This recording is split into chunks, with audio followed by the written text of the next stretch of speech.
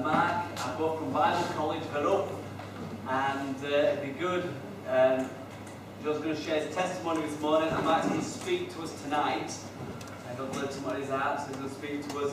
And it's just good to have some people up who think that, people disappear into a black hole called Bible College.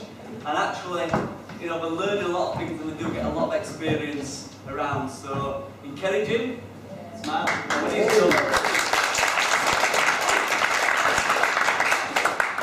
Hello, so I'm Joe. I'm 20 years old and I'm from Blackpool in the Midlands. So I'm just going to share a brief testimony of how I became a Christian, and then also what Bible College has taught me over the last few months. So basically, because I'm from the Midlands, most of my family are from there, and we've grown up there several generations. And my direct family, so my mum, my dad, and my brother, they're all Christians, so they brought me up in a Christian home.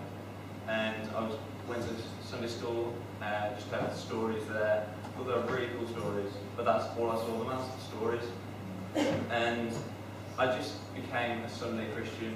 I didn't really do anything about it. I'd go to school on a Monday and just talk about the usual stuff that teenagers talk about, and I was very inclusive, and I'd only confront God when I wanted to talk to him, like if I wanted a girlfriend.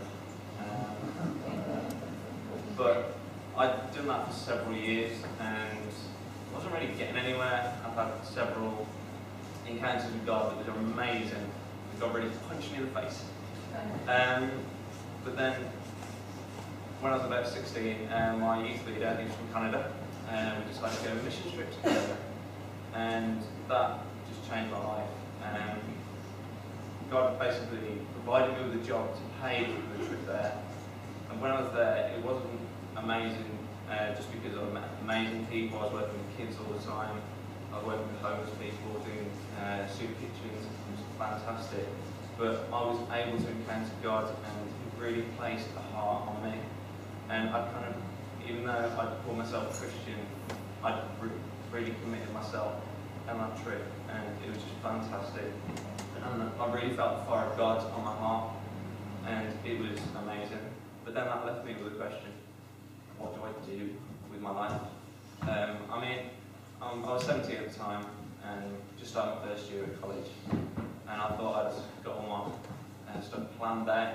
I'd done maths, chemistry, biology, and product design.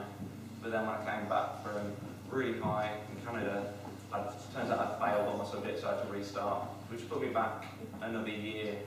And I'd hated it at the time, but now I look back, God was able to grow me and develop me in that time, and it's made me the person that I am today, because I'm able to really focus on growing up, because I was really mature. So I did my first year, and I was like, what do I do now? I failed my first year, and I wrote a letter to myself. Well, my youth leader encouraged me to write a letter to myself, which will open in a year's time. So I'd wrote where I was at, and wrote what I wanted to accomplish that year. So the following year I'll be able to come back and see how I changed. And I wrote that in the creche, of all places, and followed it up, wrote the address, and then I looked at the piece of paper that I was leaning on, and it was a Regent's Bible College, a prospectus. It's like, my church is not affiliated to Elim at all, so for that to even be in my church, let alone in the creche, was just amazing. So I went to an open day, there I was, and it was just amazing at what was happening there. And I just wanted to be part of that, and wanted to grow as a Christian and fill out what God's got in store for me. And it's been amazing since I've been there. It really has. I've learned so much. I met some amazing people. The Bible teacher's amazing. Get to wake up and worship God every single morning and just really develop myself and my spirituality with God. But then, 2 weeks in, my youth pastor, 24, she suddenly dies, and that hit me. Really did. And I'd not really experienced death in my family. It's quite fortunate, really. And it really made me question a lot about God and His understanding of why would you let someone so young and so passionate for you just suddenly go. And that really put a void in my heart that I wasn't able to fulfill. And I just questioned, and I then lost a lot of my routines of reading the Bible and worshipping, and I just wasn't really there. And it's so hard when loads of people around you are worshipping God, but you can't be there spiritually because you're like, why? And I'd look forward to the weekends where I could go home, so I didn't have to be with Christians, because although Christians are amazing, they can be so annoying at times. But God was still there, and it's only been recently that God's been able to just be my rock and be my foundation, that I'm like, I've got nothing else, and God's been able to build me up and say, yeah, I'm here, I'm there for you. And even though you've gone through some tough things that have impacted you, I'm still there. And it just really had to encounter me the past few months, and I've been enjoying it again.